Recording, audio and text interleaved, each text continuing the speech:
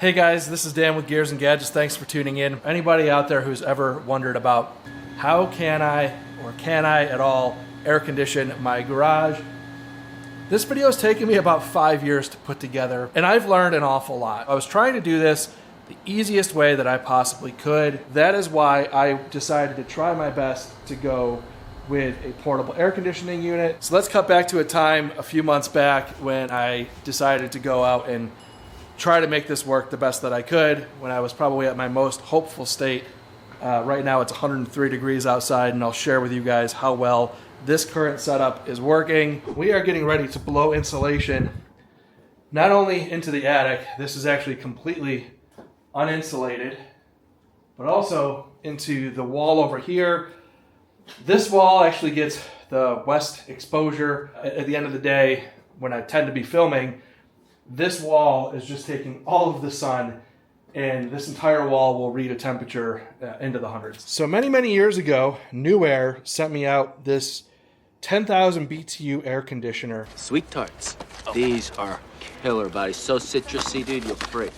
And it tries its best, but I was never able to actually do a real review on that unit because it couldn't keep up with an uninsulated garage. And I felt bad making a video saying like, hey, this thing doesn't work, because I think it does. I just never gave it a fair enough shot to actually work. So now, 40 bags of insulation. I picked this up from Lowe's. Luckily, today it's only 60 degrees outside and not sunny, so the attic should actually be pretty comfortable to work in. I'm starting to lose days that I'll have available to actually get this kind of work done before it gets to be just a trillion degrees.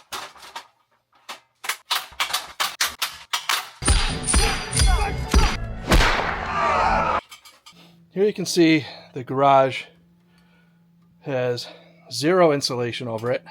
As we snake our way through, we actually have a decent amount on the back side of the house, which doesn't really do all that much because the front is where all of the heat is. This is the playroom in the front of the house, and you can see there's barely any in this line here. Back here is, so I'm probably just going to blow a few bags back this way.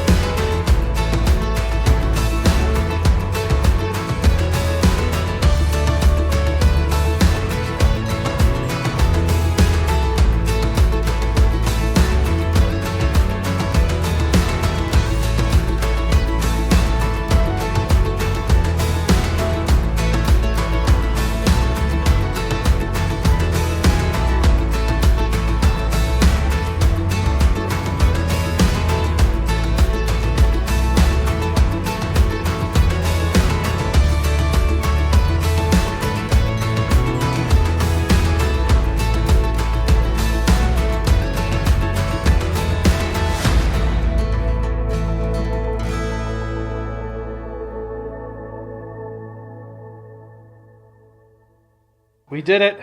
1, 2, 3, 4, 5, 19, 20, 21, 22, 23 behind there. All of the walls that are abutted up to the house are already insulated. There is just insulation up on top of everything. Even the slightest breeze kicks up a whole bunch of crap in the air. So I'm gonna try to sweep this all up and kind of do my first clean, and then I'll probably have to go through and really get into everything else a little bit more thorough. But I want to get it cleaned up before I start patching all of the plugs that I have over there. So the attic is done, the walls in the garage are done, and I am left with 13 bags of material.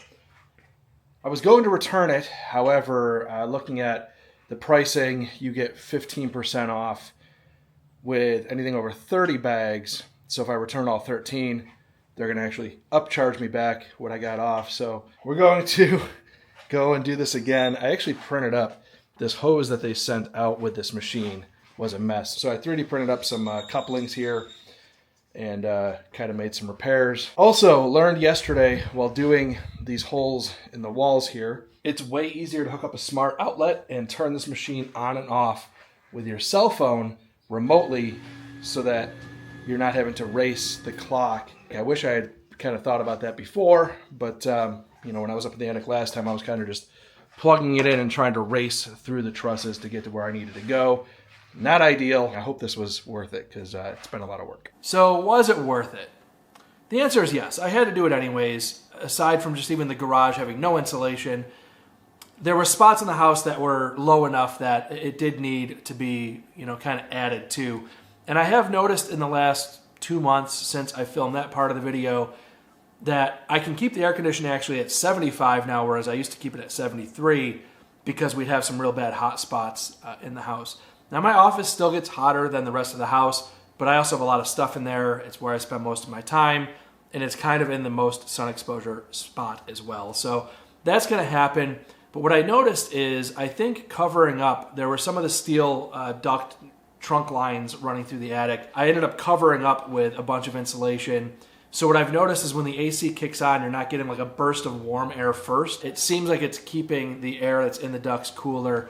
It's definitely noticeable. Now in the garage, it was 7 bags total that I used to basically cover 1.5 walls.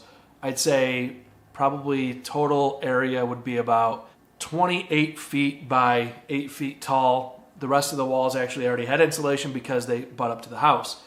And in terms of the garage, it's already hot in here anyways because the garage door gets hit by the sun, all that. But look, this air conditioner, it's fantastic. It would work incredibly well in a house for sure. But in the garage setting, we're about 20 by 20, 8-foot ceilings. With the space not being preconditioned, I think that's where the problem comes in. So I did my best today to try. What would happen if I came out here, turned this on, opened the door to the house, blew some cool air in here, and at first it was pretty promising. From 8:15 to about 9:30, we dropped from 89 degrees down to 82. And I thought, man, that's pretty good. But then the air conditioner just, it stayed at 82, which is fine. I mean, that's way better than 100, and right now it's 108 degrees outside. When I was running this test earlier, it was about 101. So 82, much better than 101. But as the temperature starts rising outside and the garage door really starts heating up, the air conditioner starts losing, and I turned it off because at that point you're fighting a losing battle. So this thing is basically running at full blast the entire time. So what is the remedy here? Now I know right off the rip, people are going to say, if you're going to do this, you should do it with a mini split. Totally agree. Logistically, not as easy in this setup. The problem that I'm running into is to put a mini split in, I can only do it on one wall. That is this wall here. Problem is, on the other side of this wall, that is exposed to the street. With that being exposed to the street, you can't have any mechanical equipment visible from the road. HOA rules. O'Doyle rules! Thanks a lot, O'Doyle. Nice meeting you. Unfortunately, if I were to go right behind the wall that's over here, that is the access to my backyard. And I need to have that open. So I only have really one of two options. One is to install the mini split on this wall here, run the lines down the wall, which I could do that and hide those and have that be fine. Run it all the way down to the backyard to the closest spot where I actually have the ability to put a unit. It would be kind of an eyesore there. And then I would also have to run electrical from the panel all the way to that back corner. This location over here would by far be the best because then I would have a shorter run over to where actually the little alley where my central air sits, and the electrical panel's right over there. But the problem I run into now is that to install it over here, I can't just run lines straight through the wall because that's the entrance to my house. So I would have to go up into the attic, across 25, 30 feet, and then down. But the problem is then you need to find a unit in the garage that has a lift pump component to it that takes the condensation, lifts it up, and then runs down to the drain outside. So strategically, that is why I decided to try my best to go with a portable air conditioning unit, and it has been quite the process. Obviously, it's way easier to cut a dryer vent into the wall here, which is what I did to exhaust the hot air. I don't know if I'll get into going this route or not, but I am interested to see. They actually have a unit that I can install up in the attic and vent in through a couple different vents here that actually, oddly enough, there's a vent in the ceiling up here. Somebody prior to me actually had pumped in air conditioning from the house unit into the garage. Bad idea, because then, of course, you're kind of creating any gases or anything that are happening in the garage have a direct path into your house through your HVAC unit. Not ideal. That was decommissioned before I even was here, but I just need more BTUs, because at the end of the day, again, all of the rest of this stuff is just a battery of temperature that's competing with this smaller unit here, and I need more BTUs to combat that. I think if I was able to get more air conditioning in this space and get all of these surface temperatures down, that it would compete just fine with the heat coming off of that door, and certainly would be far more energy efficient than what I have here. I don't know. Let me know in the comments down below. Do you guys think I should try to go mini split route? I would love to hear some advice from anybody who's maybe in the HVAC world, what they think, because I'm just a regular old guy trying to figure out and do things the best that I can and kind of share it with YouTube, because I know if I'm looking at this stuff, trying to figure out how can I do it, my way, that a lot of other people probably are thinking about trying to figure this out on their own. And, if I can help from some of the lessons learned from myself, and let you know that if you're like me and you thought this should be good enough if I really work hard to get the garage set up right, it's not the best idea. It sort of kind of works. And if I were to schedule out all of my filming to do it only in the morning, it would be fine. It would be able to keep the garage cooler on these very hot days.